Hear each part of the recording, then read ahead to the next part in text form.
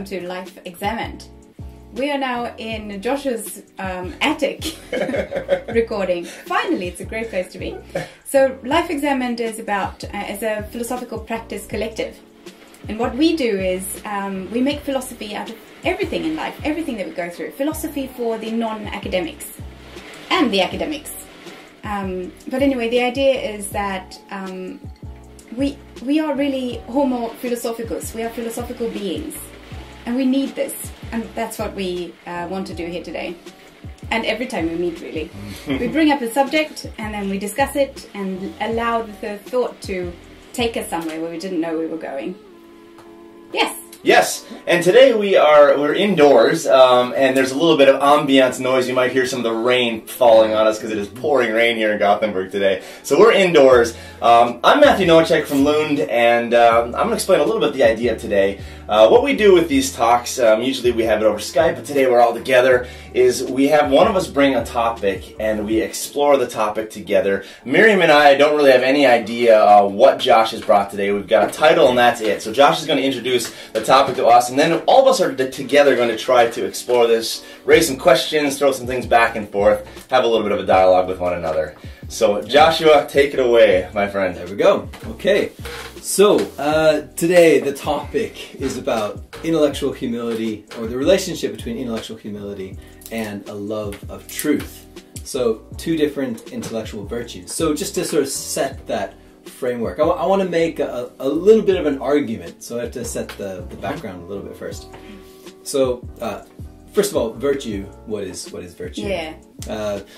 So virtue, I mean, in an Aristotelian sense, a virtue is a mean between two vices, which are the extremes. You have two extremes, and virtue is the golden mean. And there's a lot of different examples about that. But virtue is intimately tied to flourishing. So the idea is that virtue is something that is needed to be able to flourish. But to be able to flourish is to be able to do the thing which you are most suited for, you put it that way. So for Aristotle, there was a sense of eudaimonia, the sense of reaching happiness, and so flourishing was moving in that direction, being the most human you could say that you could be. So that's sort of the virtue flourishing background. And intellectual qualities then are the intellectual parts of us. We're more dynamic, we're more multifaceted than just being intellectual beings, but we have an intellectual dimension. And so intellectual virtues are when our intellectual capacities are working well, according to the kinds of things that they are, that together help us toward eudaimonia, or help us toward a kind of flourishing. So they're in the context of that. Yes. Yeah. Can I jump in? Jump in. Okay, so I have one thing about virtue. So the way I understand virtue is also that just basically what you said, but in different words. It's a quality that is good to have. Yes. You know? Yeah. So it's something that we should try to develop. And then you said something about doing the thing that you're most suited for. Yeah? This is very interesting because I both have the idea of, for instance, you know, someone who is very tall will be better at basketball than someone who's very, for instance. So in that way, what you're suited for.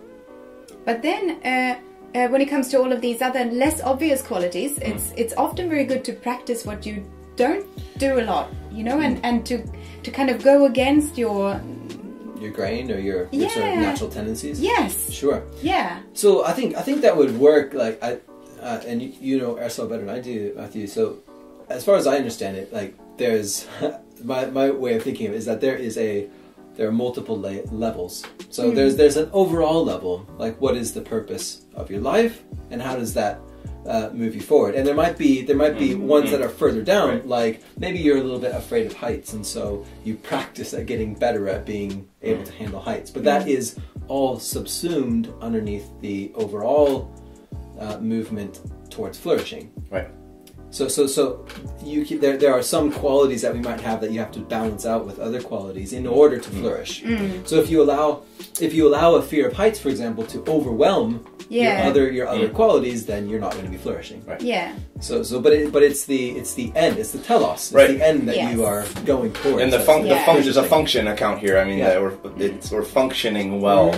That's what we're shooting for. And as human beings, I mean, if we look at Aristotle's account, right? And human beings, we are rational animals. There's a biological aspect to us. There's a way to function biologically well, but we're also intellectually, there's an intellectual aspect, a rational part of human beings that is part of what it means to function well as a human being, or qua human being. And I don't want to get too wrapped up in Aristotle in a sense that he just sets the framework, and we could have different accounts of virtue and different accounts of that. But I think the crucial thing for what my argument's going to be is that the crucial thing is that there is some flourishing. So there's some end that we are most suited for, and intellectual characteristics or abilities are a part of that. So you might have slightly different accounts. You might take a Aristotelian account. You might take an Aquinas account of what flourishing is, right? Or what the end that we're made for is. So that could be different. But the crucial thing I want to make is a connection between two different intellectual virtues, i.e. humility and a love for truth. So I want to make a connection there, and then see how those are connected towards moving us towards a kind of flourishing. I love this now. I'm just going to have to say it. Because the thing is, I've been thinking so much lately about the self and development. And this, the way we are talking about it now, or where you were bringing it up, is there is a self. The self has many parts, some of which we're not really aware of, you know, or we don't define that easily. But one of them is intellectual in nature. Absolutely. There is flourishing and there is growth. So there is like a path. And for instance, if I'm afraid of heights, or if it's kind of like what I have karmically come here to deal extra with. So that is my path. The necessary conditions that James Hillman would talk about, the necessary conditions to reach your flourishing. Yes. And sorry, now back to your argument. Okay. So we're on board. So we've got virtue, which is essential for flourishing. So then the two different intellectual virtues that I want to pick up on are humility and a love of truth. So humility is very roughly an honest recognition of oneself in the world, right? So it's an honest estimation of one's own abilities. So it's not, I think sometimes people think of humility as being a downplaying. Right? So as far as I understand humility, it's not a downplaying. It's not saying I'm worthless. That's not humility. That's self-hatred, right? Like that. Self-loathing, right? And self-loathing. And that would not be a virtue. That's not a virtue. But a virtue would be to have an appropriate estimation of oneself. So if you are good at basketball, then you recognize, I'm good at basketball, but it's not then arrogance, which is an overestimation, or hubris, like we were talking about the other day. Hubris would be to overestimate your abilities, like say, I am the best basketball player in the world. But humility is to recognize where you're at. Like I'm at this level, and that's okay, right? And that's so humility is one thing.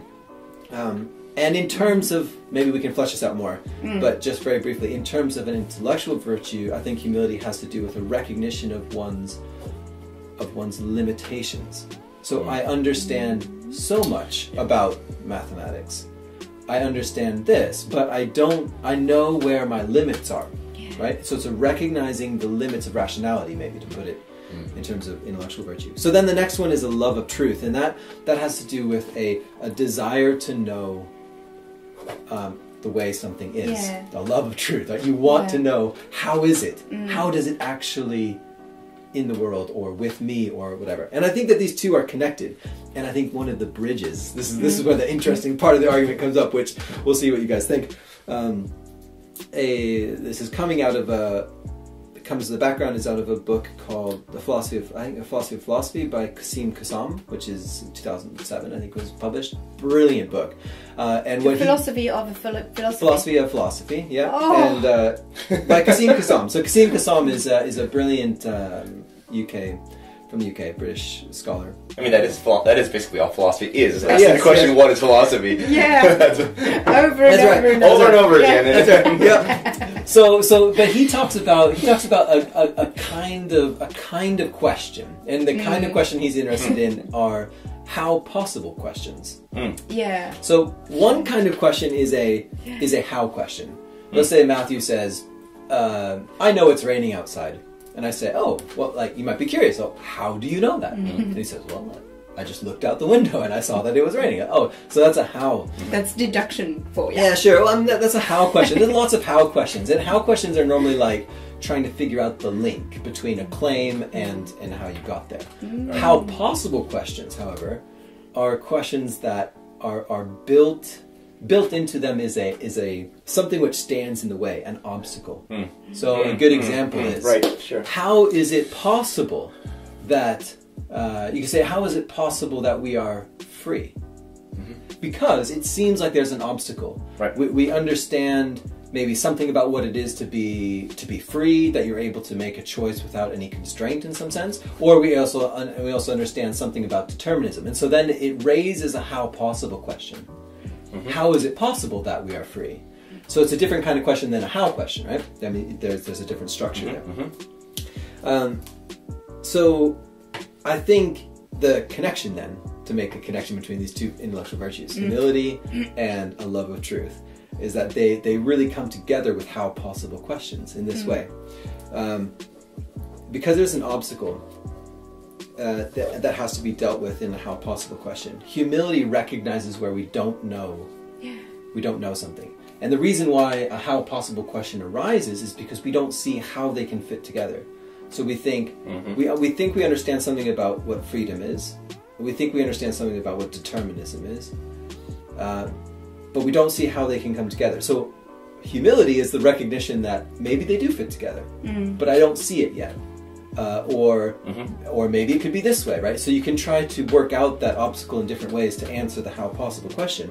And then the intellectual virtue of a love for truth forces you to continue looking, right? It says either you have to say the question is wrongly framed, or the obstacle can be resolved, or right. But the love of truth pushes you to continually be saying, well, there either needs to be a resolution in one way or the other, right? You need to work it out, and the humility makes it so that you're willing to explore different ways that it might be worked out, and you're willing to say, look, this other person has a different opinion about the how possible question, and I need to listen to what they're saying, and I need to explore it, and I need to pursue the truth, right? So I think those two come together.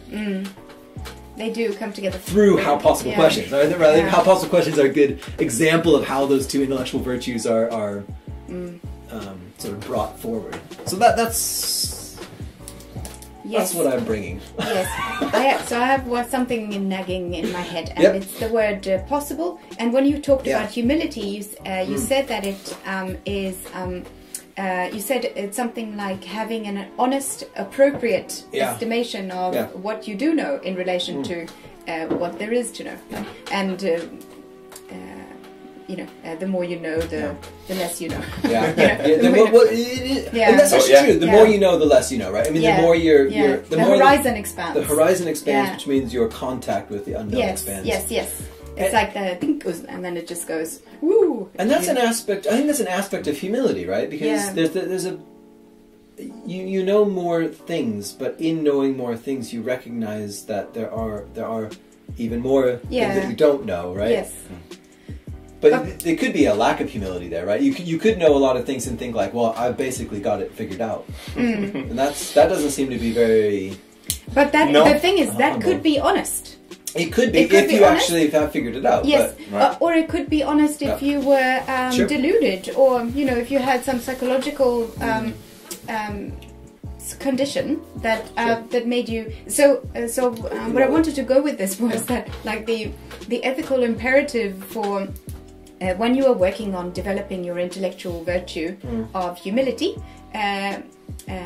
you can tell yourself things like, well, in this situation, in this new situation, I will always consider the possibility, again the word possibility, the possibility that something is not the way I thought. And you can even 20 minutes later come out and say, well, it was the way I thought, you know, but you have tried this, you made the thought experiment. I think a lot of philosophical practices thought experiments and always asking this. And if you have, for instance, someone in power making a claim that doesn't resonate with you, or you think, what, you know, like we're right now in Sweden, where the Swedish government is going sort of against all other Western nations. Yeah, sure. So, and it would be easy to say like, oh, they're crazy, they're going again.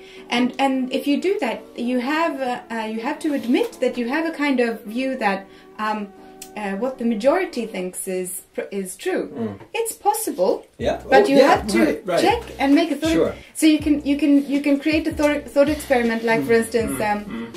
I try to do this when a person in power makes claims that I don't get immediately. I think, what do they know that I don't? Sure. And then you can sort of think, what would be the most charitable reading? Interpretation of what they say. And that's good. That helps me, because I realized I didn't really state the argument very clearly, and I think that helps me, because in this way, right? I think what the best way to put the argument is like this: that I want to say that humility and a love of truth are two intellectual virtues which are linked together. They support each other. There's a kind of interdependency, and we can see that interdependency when we look at how possible questions are. And this is a good example of it, right? Because giving somebody a charitable reading of an argument is a kind of humility, and it's a kind of pursuit of truth. Right? It's a love of truth. Like, so I'm wondering, like, okay, so I've got a lot of questions here. I'll start with the first one. It seems like when we talk about what we can know, questions of epistemology, underlying that are questions of what is, questions of ontology, the way things are. And so I think when you raise this argument, we're presupposing a certain account of truth, of ontology, of the way that the truth looks, that makes it possible for us then to pursue it. What is under the surface here? This is what I'm really curious about, because these are really fascinating questions for me. So I think what's under the surface. From my perspective, right, what's under the surface is an assumption that there is a common world which we can know. So an assumption that there's an external world. If you have a total solipsism, so solipsism is just the philosophical idea that reality is completely contained by my own perspective. Right. Then humility and a love of truth fall apart, right? So if that's your ontological or your metaphysical background, then to put it back into the perspective of flourishing and virtue, then these intellectual virtues, humility and a love of truth, are irrelevant to your flourishing. Right. Yeah. Right? But I don't think that's the case. No. So if you disagree with that, right? If you think, well, actually we live in a solipsistic world where where everything is actually just contained within my own perspective, well then these aren't relevant. But then you wouldn't be like discussing with anyone else. Well, maybe it's just a fantasy in my head, right? Like, I don't know, you know, just sort of this thing that goes on. Right, but I think that's an argument against solipsism. So my take would be something like, this helps us see why solipsism doesn't work, because these things are intimately connected to each other. Because in a previous session, we've talked a little bit about the idea that we can hold to some account of truth that can be known without having a perfect method for how to get there. And that seems to be a crucial piece of what this discussion is about, that if we want to talk about having humility, there's almost a belief in some kind of truth that can be known collectively and shared, can be shared, right? Otherwise, we would be sort of off on a tangent, and like you said, humility wouldn't make any sense. It seems. So we do believe in the world.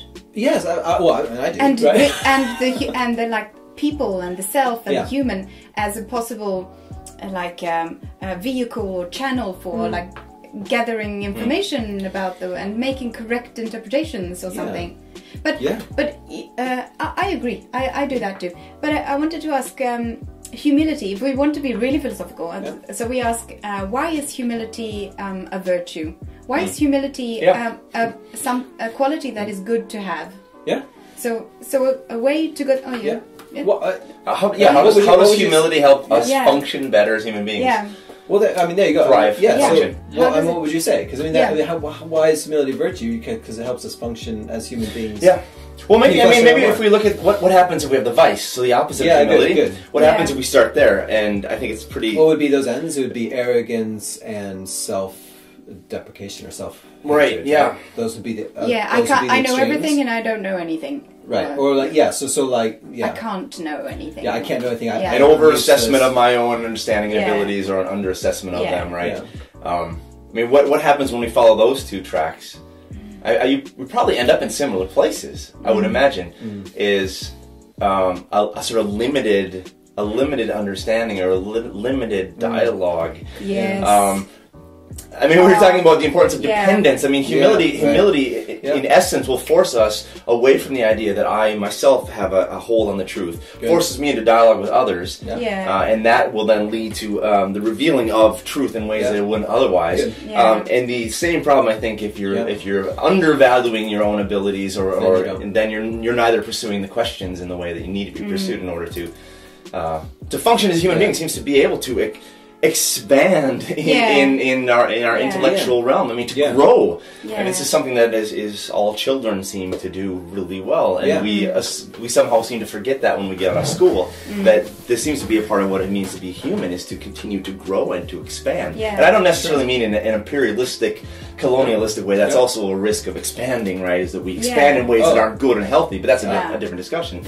But to continue to grow, I mean, Aristotle begins his philosophy in wonder. Yeah, right. Philosophy, it begins in wonder. And wonder is a crucial part of what it means to be human, to flourish and thrive as a human being, is to pursue the idea of wonder. And I think humility is a good way of doing that, because it pushes us into wonder, expansion of wonder with and to look one another. For wonder. Humility makes you look for wonder, and that is the kind. I mean, expansion and broadening it just seems very fitting terms now. But of course, a cancer also expands. Yeah, right. So it's not expansion. Simpliciter is not good. Right? Necessarily good or bad. Right? Yeah. So it depends on what's expanding. What's expanding exactly. And what we want is sort of the points where we can the points from which we can make connections, so that we can draw better and better interpretations and conclusions from things. So if we have more premises or more data that we can create premises of, we can make like a more solid logical conclusion of what or something like that. And this is a love of truth, right? Yeah. And this is like wanting to see well, how does it work? What's underlying it, or how does it best fit together? But I think wonder in a way is like a great word, because it combines the two. Right? It's both humility and love for truth in one concept. And that's once again, that's a phenomenon that seems. I mean, it's not as if I go out into the woods and I say, now I'm going to be struck with wonder. There's almost a passive sense of it. It's like a passion. It's something that happens to us. That we are struck by something. I mean, we've all had this experience where maybe it can be as stupid as you're walking down the street and you see the cobblestones set up in a certain way, and you stop for just a second and look down the street for 3 kilometers and think, this is incredible. Somebody had to come make these fantastic designs for 3 kilometers. Wow. And then, and that's not something that I go to the street thinking, oh, I'm going to be struck by the cobblestones today. It hits you. So but you can be open to it. Yes. And that is humility. You can be open to be hit, to be struck by the passion of wonder. This is what we talked about a little bit last time when we talked about an openness. Leisure as the basis of culture. This was the book that I brought up last time. Yes. Right. This openness to be. To be changed by a reality outside of you, right? And then this is what got me thinking about this topic. Right. Well, that and in connection to seeing really bad political debate, right? And I think that I guess that they go together, right? Because if you think of like why is it that what is it that's happening? What's the intellectual failure? Put it that way, right? Yeah. That sounds really harsh, but what's the intellectual failure or vice that leads to an inability to have dialogue? Yeah. And I think what it is it's a lack of these intellectual virtues, right? Humility and a pursuit of truth. Because if you don't have those in a dialogue, you're not dialoguing. You're just sloganing against each other, right? Like, and that's what we see so much today. So I feel like these are missing. These kind of intellectual virtues are missing, which makes it hard to pursue flourishing. And right. Yes. And you said something about being open to be changed. By some, right. And I was thinking about I'm like picking up somehow from dialogues like threads on Facebook, that there is a big fear of being changed, and maybe we should say. I mean, I'm just picking it up. I might be slightly, maybe I'm slightly off the route, but what I'm picking up is the idea that if I like look at this link that you sent, I'm going to like lose myself, and then I'm going to fear that nothing will ever be the same. I'm not myself anymore. But so this is what's so interesting about the self. And how you will be yourself. I want to just say that you will be yourself. And if you have guests in your house and they come in and they do something completely different, and then they leave, and you, I mean, it's not like you have become them in any way. You have just given them a charitable situation, and we can do this.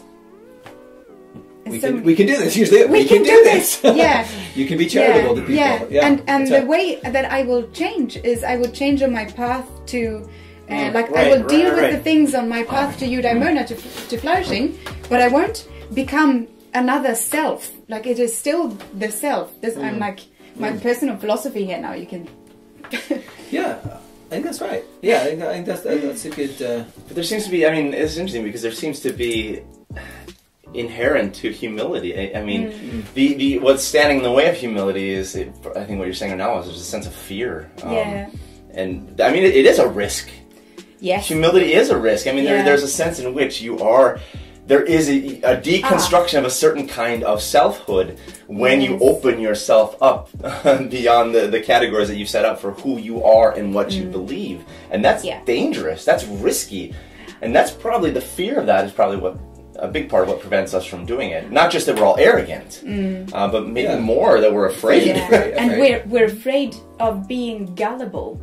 You know, that is also the history. History has taught us, and this comes up so many times now with the Nazis and things. Whose side would you be on if you were in Germany? And then it's easy in retrospect. It is, right? I mean, it's like obviously, but sometimes it might just get. I mean, saying no, like this. That is the easiest move that requires zero reflection or openness. You know, so. And sometimes it requires a lot of courage, depending on the context. Yes, to say no. After, when you have checked what's going on, and then you of course. I mean, then there's like the divine rage or whatever. Of course, we have that aspect too, when you have to no in the name, and fight with the. But think about Hannah Arendt's. How she So Hannah Arendt, the Jewish philosopher that looked at what's his name, the Nazi Eichmann. Thank you, Eichmann. The trials. The trials. That's right, Eichmann. So he was essentially a pencil pusher. Right, he was an administrator who organized the timetables for the trains that took Jews to concentration camps. So he didn't say no. Right, and this was the big thing, right? This was how it all came down. Right? He was following orders, and he didn't say no. And the amazing thing about that is that he was key to the functioning of the entire program. And so, if he would have said no, it would have made a big difference. But he didn't, and you can see, in a way, like what's so scary about it is you can see why he didn't. It was a good job, right? It was a good job, and he needed something to do, and he could do this well. And he didn't have to see anybody die. He never told anybody directly to kill anybody. No. He was just doing his head down, doing his work, ignoring what's going on, not thinking about it particularly, right? Hence Arendt's The Banality of Evil. It's banal. He's sitting here in an office pushing pencils. And nobody wants to do that. The banality of the evil. And now everyone is really scared to be doing the same thing. And I wonder if they aren't doing that by not pursuing the truth. By not having this humility about their own standpoint. Even this, you know. But this is important. Humility should never push us in a direction where it causes us to suspend judgment in moral issues where we ought to take a stance. Yeah. Because humility can also be twisted in a way that is not virtuous at all. To say, well, I can't make a judgment or I can't take a stance on that issue because I don't know enough or I need to research more. I mean, we have to come to a point where we have to be able to say, here I stand and no further. So, but then you have to pursue the truth. Right. So that's why that's a great argument for that they're together, right? They stand together. You can't. I mean, humility just on its own, in a way, could lead to these kinds of moral failures. Inertia. Right. Inertia. Exactly. Yeah. Whereas the pursuit of truth is a thing the force that pushes you forward. Now, not like after the holidays or but now I need to know what's going on. Yeah, and this, but it's connected. It's really interesting, right? Because it's connected. Because even in saying, "Here I stand, and I can go no further," you're moving. Say that you're moving. But you can also say that in humility, right? Which is really different than a kind of ultimatum, which is like, "This is the only way it can be," and never questioning again, or never allowing for. Contextualization, you could say, or whatever, but exactly. I mean, you mentioned Luther there, which is I made a kind of a side reference to Luther there, but I mean, in the Diet of Worms, I mean, that's the idea he had when he stood in front of this council is. If you're able to convince me with good argument and that they're based upon the scripture, then I will change my beliefs. But right now, my conscience does not allow me. So, and it's a good combination there. Right. I mean, it's a combination of humility and pursuit of truth. It's saying, as far as I can see, for everything that's in front of me, this is what I think is true. And I will have to commit to this completely with the possibility and openness that I can then change. So it's a weird... Such a tough balance. It's a strange thing to do. Total commitment, but yet openness to have that commitment be overturned. To change, we talked about this a little bit about the in facts, I think, with the doctors, and we said we don't want a doctor who is doing the same things as in 1960. No, but because when things change, you need to change. You need to change. You need to change. And I guess the humility is the aspect that is the recognition that it can change. It can change, right? and being willing to recognize where you're at. I mean, it's like saying, this is where I'm at, but I can listen and I can change, right? Like, it's and if you get new directives from someone who wants you, if you're a doctor, and you notice that now I'm not, I'm doing harm, which is the oath of medicine, of course, not to do harm, and then you have to again, so that would be the big no, Now I see that I am not one step more, Right. That's fascinating. Once again, we're in the realm of the paradoxical here. Bring it back to paradox, Kierkegaardian scholar. But of course. That's where all these talks end, is on the paradox. Because then you don't have to resolve anything. You can just go home happy and have both. Or neither, and both at the same time. But my second question, I guess, had to do with this. Are we only on to the second question? Oh, well, this is the second one I had.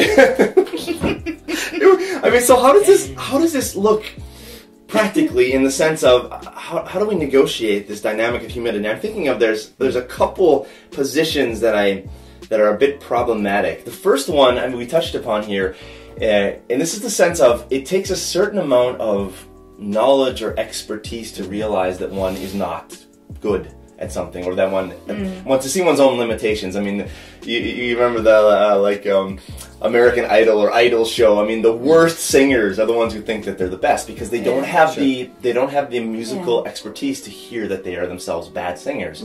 So that's one problem here, is how do we get people out of that? The second problem is that when you begin to develop expertise, and you begin to see that there's so much that you don't know, and the more that you know, the more you realize you don't know. Sort of Socratic issue here. How do you not then fall into this sort of skepticism, or throw your hands up in the air and say, well, why pursue it then? Because the more I pursue, the deeper the hole gets. So it's so good, because it kind of goes along with the sort of this one of these classical, I don't know what you call it, like a meme, I don't know, saying about people in university. So you've got so when you start out, you're a freshman, then you're a sophomore, junior, senior in the U.S. system. So when you're a freshman, you come in, right, and you wide-eyed, you say, oh, I don't know anything. When you're a sophomore, you think you got it figured out, right? When we say somebody's sophomoric, you mean it says kind of arrogance, I mean, I've figured this university thing out, I got it.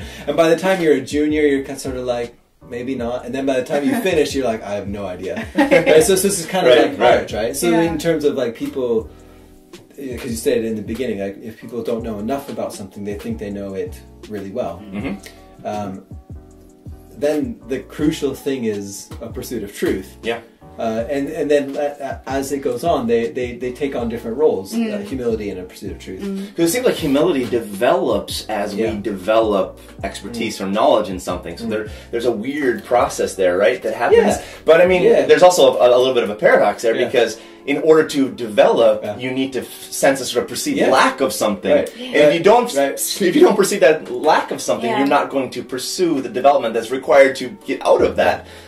I mean, but then once you begin to pursue that, you realize that it falls out on the other end, right? Yeah. So how does Socrates do this? Five-year-olds have no sense of their limits, right? They think they're good at everything, right? But they're fascinated by new things. So that there's like this drive, this internal drive to figure things out, right? Like they love just figuring things out, even though they think they've got it. You know, I'm basically good at everything, and I can do it all, right? They're overcome by wonder. Overcome by wonder. They are, without sort of self-reflecting on it. I have another thing. Yeah? Yes.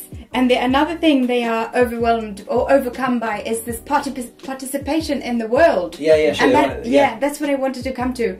With the singer who can't hear that.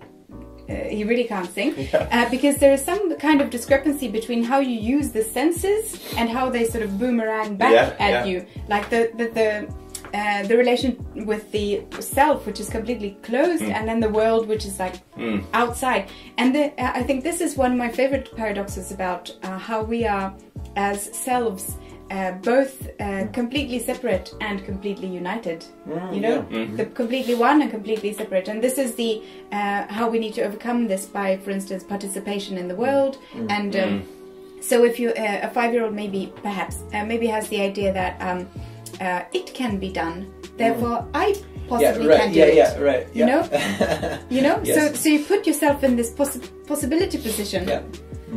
And more people should do that. Yeah, and, right. I saw. So not quite like a 5-year-old, right? Like, no, like not quite. But in that direction, yeah. It should be more childlike, oftentimes. In terms of sense of humility, in sense of like a wonder of. Yeah, and the wonder and curiosity and seeing like, oh, they can do it. I'm like, I don't drive a car as you know, and I've tried several times, and once I like started crying. I'm like, I'm never going to learn this. It's too difficult. You have to look in like every direction. It's so easy for you. You don't have to, but I mean, it helps to not cry. But you know, it's just I should have done it so long ago, and I didn't, and now it feels really. But then I'm thinking, I mean, you know, all these idiots can drive. Especially these two right here. But you know, and like 16-year-olds can drive. Of course, I can learn how to drive. But that's not what I wanted to say. But so last night I happened to watch TV something from England, and it was about a bunch of people who never go out running. You're gonna love this. And they were going to go out running. Nice. And there were people with I didn't quite get the beginning of the show, but at least one was very depressed. Okay. So there was a clip where he was saying, no, I'm not going out running today, and he was just sitting in this chair, and you could see that he had been sitting there for some days. And he said, and he was talking about what it was like to be depressed, and he said, and suddenly I'm going here and I'm thinking, what's the point anyway? And it's such a waste of time to think like this. And you could see how he was.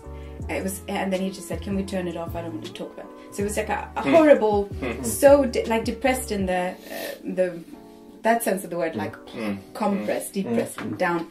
And I was thinking, with the pursuit of truth, you can even in this situation, you can ask, who is prepared to give up?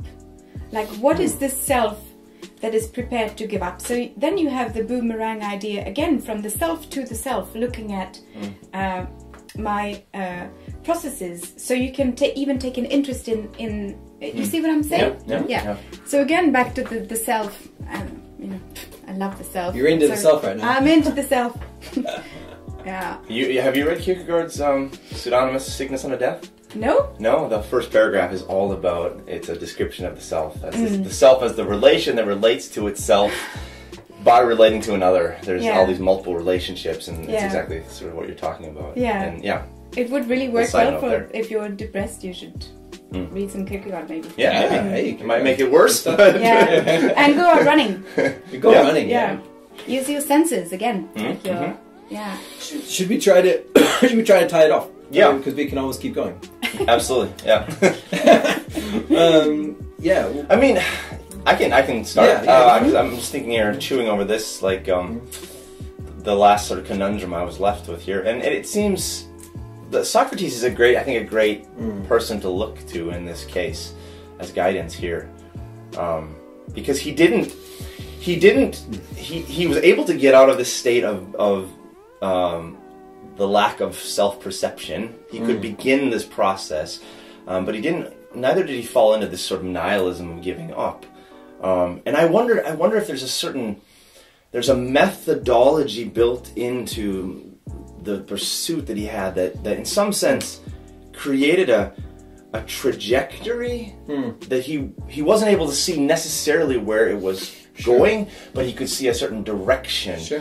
So it wasn't a falling into nihilism because there's a directionality to the pursuit, which I think is dependent on a pretty robust account of truth for Plato, for Socrates, and I think that's another discussion for another time. But I'm curious to see about how humility, how the love of truth is in fact connected to a really strong account of truth. Yeah. But I think that there's a way in which we can work through that to see how that dynamic works. That's quite interesting. Yeah. I'll leave that there though for another time. Yes, right. So I will say, can't believe I didn't think about this earlier, but can you have a love of truth without humility? And what happens then?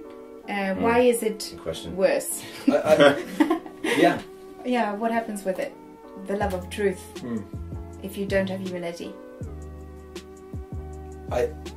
Can I kind of answer that, maybe? Yeah. I think because what happens because this kind of ties into a conversation that Matthew and I had just yesterday. I think it ties into you will, by only having a love of truth and a lack of humility, you'll end up missing the mark. Right? Because you won't allow the valuable perspective of others to shape yours, right? Because so you'll become isolated in your own version of the truth, but you'll miss the truth. So I think that's where they fall, where it falls. Your trajectory will be misaimed, and it'll go off in a different direction. And that's very broad, right? Like listening to others. I mean, that could be seen in many different ways. I mean, like reading books and following other people's arguments. I mean, it can be in many different ways. But I think just a love for truth without humility ends up being isolating and therefore skewed because you're stuck in your own. Right. Yeah, and you also, I love the way you said miss the mark, because you miss the important truth, you know. And it's like in the Hitchhiker's Guide to the Galaxy. There's this guy who has the truth about everything. So. He's lying in bed, he's completely exhausted for telling the truth about everything all the time. So people come in and he's like, those pants don't really go with your shirt. 11 plus 11 is 22. And like saying everything that's true. And he dies, in the next minute, because it's just too much. And it's too much, and it has no meaning. Yeah, sure, it's not connected to. Yeah, so the humility will have the intention for your search for truth or something like that. Yeah. Right. It's good. So much more to say there. I want to jump on that, but I won't. Save it for next time. We can't go much over an hour. Our viewers will never come back. So I think it was really good. I mean, I feel like there is definitely this connection between humility and a love of truth. And we didn't get to talking too much about particular how possible questions, but that they're on the edge there. Like, how is it possible to have meaning would be one. Like, how is it possible to know about the external world, which we kind of got into a kind of truth, right? So there are a lot of these. I find these how possible questions so fascinating. Partly because of like my slightly Kantian background, right? Like, how is synthetic a priori truth possible, which is Kant's question, and there could be a reason. So I mean, like, these kind of questions are so fascinating because. But you can also make it very much more tangible than today. Like, how is it possible that this politician is saying when the facts seem to point at if you want to? Yeah, sure, absolutely, yeah. So I think there's just a lot of lot of potential there in looking at how those intellectual virtues hang together. I just like the idea of intellectual virtues as a whole. Yeah, I also like intellectual virtues. I like virtues. Yeah, Virtues. I think virtues is great. Thinking about virtues and which are my important virtues. You know, it's a wonderful pastime. Really. And not only thinking about them, but practicing them. Yeah, of course. Yeah. Well, there you go. Philosophical practice. Well, everybody, I think there's so much more we can say, and we will. that's probably, and we will. And I think that's probably a good place to put a little period here for this discussion. But thank you so much for joining us here in this forum. We're all together, and we will be back on Skype, I'm sure, in the future. But thank you for joining us for this conversation. We look forward to seeing you with us again in the coming days and weeks. Bye-bye. Bye-bye.